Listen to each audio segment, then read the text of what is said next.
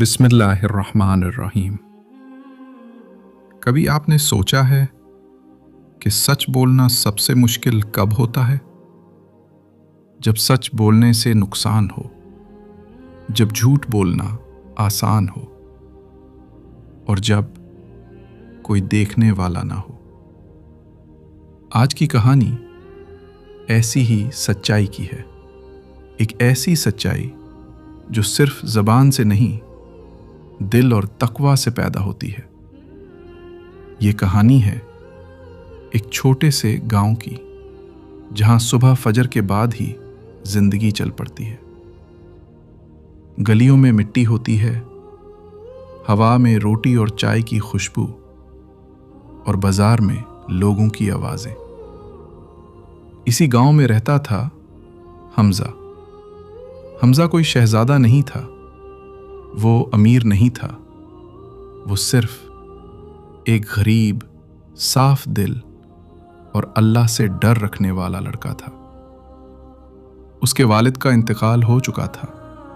گھر میں صرف اس کی ماں تھی، کمزور، صبر والی اور اکثر بھوک چھپا کر مسکرانے والی۔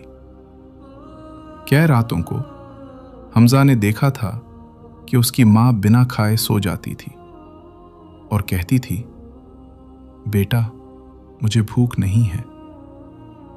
لیکن حمزہ جانتا تھا یہ بھوک نہیں، یہ قربانی ہے۔ ایک دن صبح ماں نے حمزہ کو کچھ سکے دیے۔ بیٹا بازار جاؤ اور جتنا ہو سکے ڈال لے آنا۔ حمزہ نے سکے دیکھے، دل ہی دل میں سمجھ گیا کہ یہ بہت کم ہے، پھر بھی وہ چل پڑا۔ بازار آج زیادہ بھیڑ بھرا تھا۔ کوئی کپڑا بیچ رہا تھا، کوئی سبزی، اور کوئی زندگی کے بوجھ کے ساتھ مسکرانے کی کوشش۔ حمزہ گزرا اس کونے سے جہاں راشد کی دکان تھی۔ راشد گاؤں کا مشہور دکاندار تھا، لیکن اپنی سختی اور بد زبانی کے لیے کچھ دن پہلے ہی اس نے حمزہ پر چلایا تھا، یہاں کھڑے کیوں رہتے ہو، چور لگتے ہو۔ وہ الفاظ آج بھی حمزہ کے دل میں چبھتے تھے۔ اور پھر حمزہ کی نظر زمین پر پڑی۔ ایک چمڑے کا پاؤچ، تھوڑا سا کھلا ہوا۔ اس نے اٹھا کر دیکھا، اندر سکے نہیں بلکہ سونے کی اشرفیاں تھیں۔ حمزہ کا سانس رک گیا۔ اس نے چاروں طرف دیکھا، کوئی نہیں دیکھ رہا تھا۔ بازار کی آوازیں دور ہوتی چلی گئیں، اب صرف اس کا دل بول رہا تھا۔ اس وقت شیطان نے کہا، حمزہ یہ اللہ کا موقع ہے، تمہاری ماں بھوکی رہتی ہے، راشد سخت دل ہے، کوئی دیکھ نہیں رہا، صرف آج، صرف اس بار۔ حمزہ کے ہاتھ کانپنے لگے۔ اس پیسے سے گھر بھر سکتا تھا، عزت بچ سکتی تھی، بھوک ختم ہو سکتی تھی۔ اور سچ یہ تھا، کوئی دیکھ بھی نہیں رہا تھا۔ لیکن پھر دل کے کسی کونے سے ایک اور آواز اتری۔ مسجد کا وہ درس، امام صاحب کی بات، یا ایھا الذین آمنوا اتقوا اللہ وکونوا مع الصادقین۔ اللہ سے ڈرو اور سچوں کے ساتھ ہو جاؤ۔ حمزہ کو یاد آیا کہ امام نے کہا تھا، سچائی تب ہوتی ہے جب صرف اللہ گواہ ہو۔ اور پھر رسول اللہ صلی اللہ علیہ وسلم کا نام آیا، الامین، سب سے زیادہ سچے، سب سے زیادہ امانت دار۔ حمزہ رکا، اس کی آنکھوں سے آنسو گر گئے۔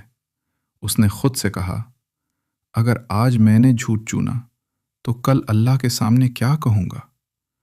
اس نے پاؤچ کو مضبوط پکڑا اور واپس راشد کی دکان کی طرف چل پڑا۔ ہر قدم بھاری تھا، ہر سانس مشکل۔ حمزہ دکان میں گھسا۔ چاچا، اس کی آواز کانپ رہی تھی۔ راشد نے گھور کر دیکھا۔ کیا چاہیے؟ حمزہ نے پاؤچ آگے بڑھایا۔ یہ آپ کا گر گیا تھا۔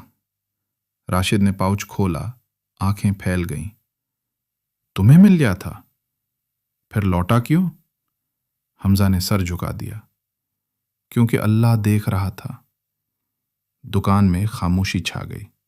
راشد کا ہاتھ کہاں گیا؟ اسے اپنی سختی یاد آئی، اپنی بد زبانی یاد آئی۔ اس کے لبوں سے نکل گیا، اللہ سچوں کے ساتھ ہوتا ہے۔ وہ پاؤچ بند کرتا ہے، پھر کھولتا ہے اور کچھ سکے حمزہ کو دیتا ہے۔ یہ تمہارا انعام ہے۔ اور مجھے معاف کر دو، حمزہ نے پوچھا۔ یہ حلال ہے؟ راشد نے سر ہلا دیا۔